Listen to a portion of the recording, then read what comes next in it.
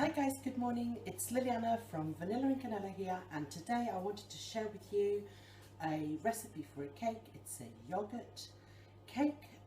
This cake is based on a Thermomix recipe from the basic cookbook, but I've changed a few of the ingredients around and made it to my taste. Now I'm going to make this cake with a mixer, handheld mixer. Usually I would make it in the Thermomix, but because I know you guys, most of you don't have Thermomix, I thought I would do it the traditional way so you can see exactly how it's made. I hope you enjoy it. So here's what you're going to need. You're going to need 200 grams of plain flour, 150 grams of sugar, 80 grams of coconut oil. I've used organic coconut oil, and because it's quite warm, you see some of it is melted. If it is really hard, if you keep yours in the fridge, just melt it for a few seconds. It'll just make your life easier when it comes to mixing. 3 eggs, 1 tablespoon of baking powder, and 120 grams of yogurt. Now for this recipe I've used coconut with a hint of vanilla yogurt. This is a Muller Light Greek style yogurt. I find that the Greek style works better. So if you can't get hold of this, if you can get hold of a coconut yogurt or even a lemon yogurt, because lemon and coconut go really well, or or you can go for plain one and then just add some grated lemon zest maybe. You're also going to need a pinch of salt. Right, so the first thing you want to do is preheat your oven to 180 degrees, and then you're going to butter and flour the cake tin, and then you can set that aside, and you're going to add sugar to a bowl and then 3 eggs, and you're going to mix that all up together, and you want to make sure it's all creamed together, so if you beat it for a couple of minutes it should be fine.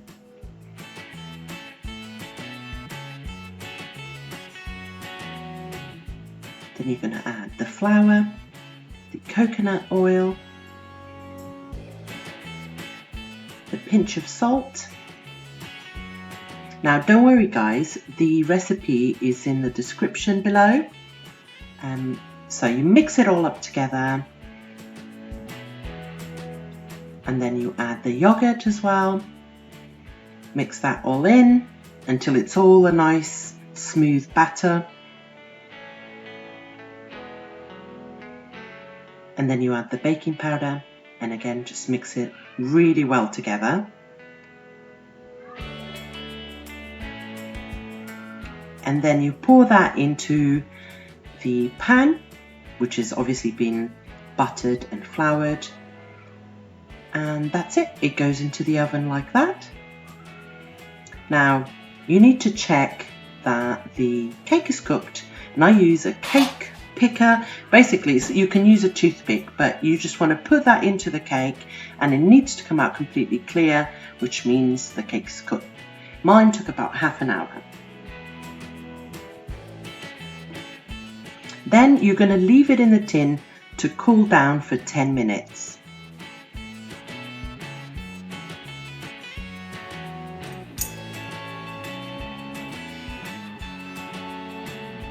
Okay, now to make the icing.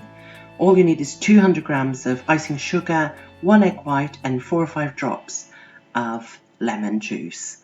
Then you just beat it all together until you get like a nice paste.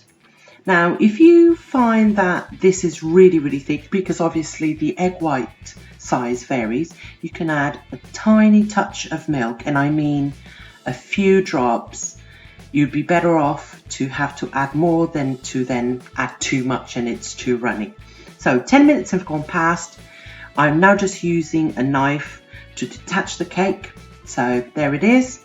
It's cooled down for half an hour. As you can see, I've added a little bit of milk to my icing, and now I'm just drizzling it. I don't want to put it on as such. I just want it to look like it's been drizzled, if that makes sense.